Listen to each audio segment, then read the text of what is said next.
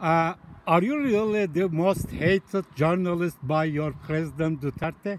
You know, I certainly hope not, but I will say that the government has filed a lot of ludicrous cases against both me and my company.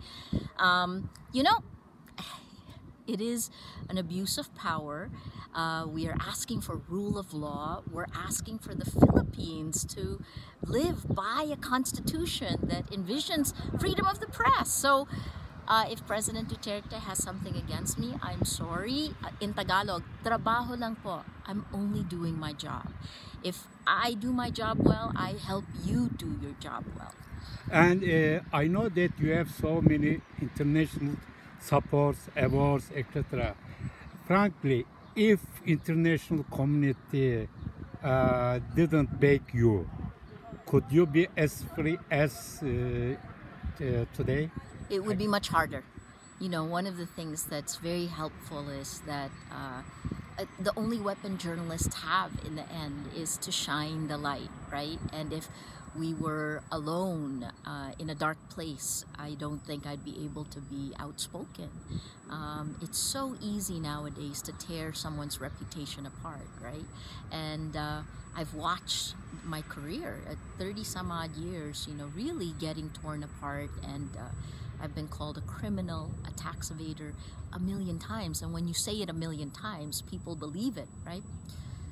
Without the support of my fellow journalists, and thank you, I also don't know whether I would have had as much courage to speak as I do.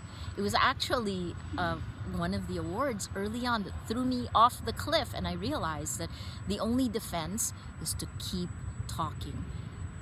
Shine the light, right? That's the only way we can do our jobs. And when I look at your career, that you worked for CNN and other international outlets, but now for sometimes you are your own boss.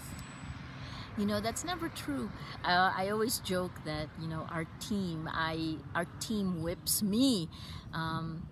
It's a strange time for journalism. Our business model is essentially dead. Advertising has been taken over by the social media platforms and the tech companies, right? That's a reality. So even as the revenue streams are drying up, we need to find new ones.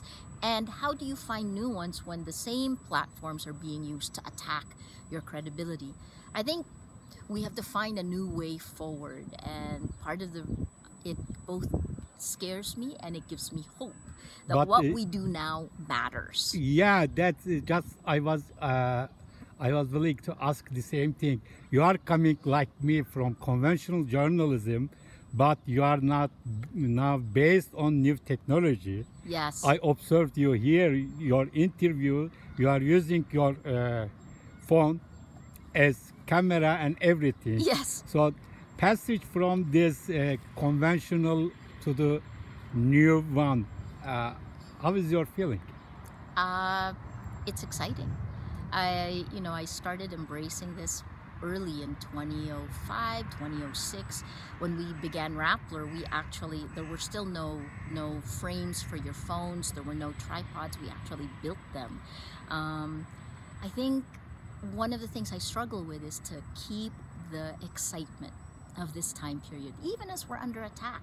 You can't play defense all the time. You have to build for the future. And here's the crazy thing. Hate can only destroy. So we leave that part behind and look forward, because that's the part of creation, and that only comes with positive energy. So that's what we're doing. It's an exciting time, and I continue to try to look for how the future is going to be built now. Thank you very much. Thank you. Maybe the same stories. Oh, fantastic.